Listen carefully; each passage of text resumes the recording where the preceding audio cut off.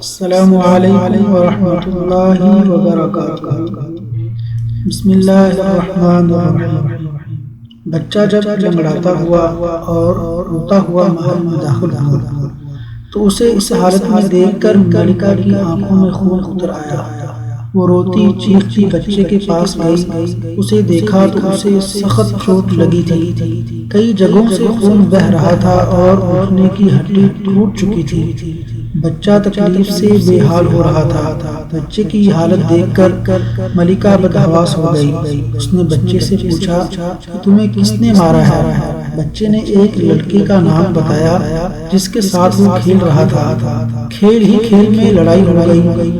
اس لڑکے کے ہاتھ میں ایک لکڑی تھی، اس نے اسی سے اچھی طرح خلیفہ کے بیٹے کی مرمت کر دی۔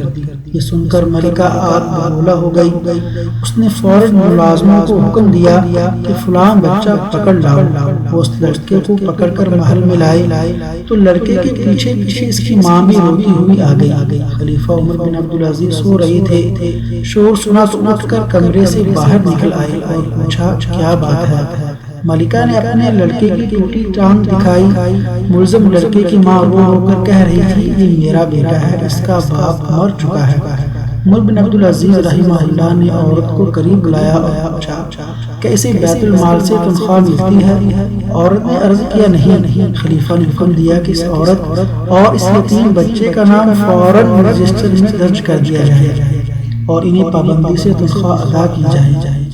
بیوی نے سخت احتجاج کیا کہ اس نے آپ کے بیٹے کو لنگڑا کر دیا، سزا دینے کے بجائے آپ اسے الٹا گزارا الاؤنس دے رہے ہیں۔ آپ دیکھیں گے کہ آئندہ وہ آپ کے دوسرے بیٹے کو بھی لنگڑا کر دے گا۔ جناب عمر بن عبدالعزیز رحمہ اللہ نے فرمایا اللہ کو یہ بات زیادہ پسند ہے، قدرت ہونے کے باوجود آدمی معاف کر دے، اور اگر حکومت ملے تو عوام کے ساتھ نرمی کا برتاؤ کیا جائے، کیونکہ اسلام کے نظام حکومت کی بنیاد ہی عوام کی خدمت اور ان کے ساتھ حسن سلوک پر قائم ہے۔ قوم کا سردار قوم کا خادم ہوتا ہے۔ وصلی اللہ علی نبینا محمد وعلی آلہ واصحابہ اجمعین۔